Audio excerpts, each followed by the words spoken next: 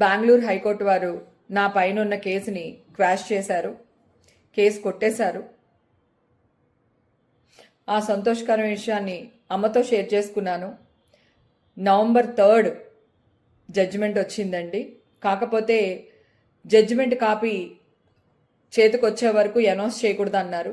అందుకే నేను మీతో షేర్ చేసుకోలేకపోయాను.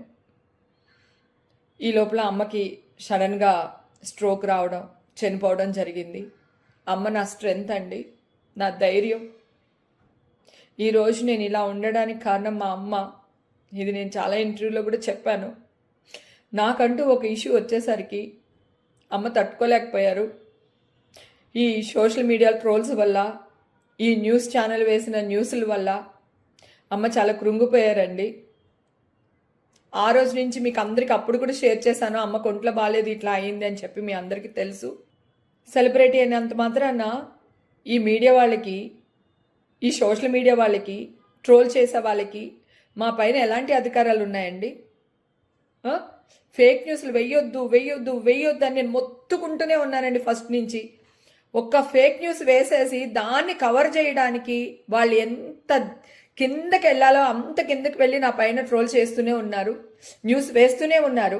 నేను ఆ రోజు కూడా చెప్పాను, ఫేక్ న్యూస్ వేయకండి, ఫేక్ న్యూస్ వేయకండి, నేను నిర్దోషిని, నేనే తప్పు చేయలేదు, సింహం 2 అడుగులు వెనక్కేస్తుందంటే పారిపోతున్నట్టు కాదు, డెఫినెట్గా వస్తాను అని అన్నా. ఈరోజు వచ్చాను, నిలబడ్డాను. భగవంతుడు నా అందునున్నాడు. నేను కేసు గెలిచాను. కానీ మా అమ్మగారు చనిపోయారు. ఇప్పుడు వీళ్ళందరూ మా అమ్మని తీసుకొచ్చి ఇవ్వగలుగుతారా?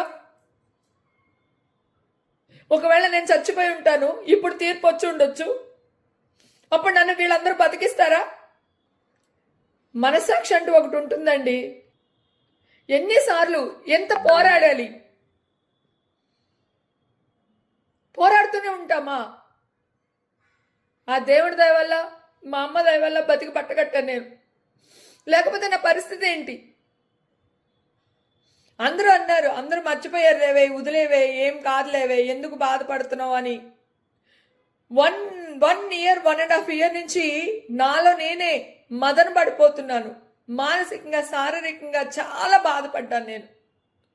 నా హీరోలకి నేను ఎవ్వరికి ఫోన్ చేయలేకపోయాను, నా డైరెక్టర్లకు ఫోన్ చెప్పాను, వాళ్ళు నన్ను ఏం అనట్లేదు. కానీ మాట పడ్డది నేను, అవమాన భరించింది నేను.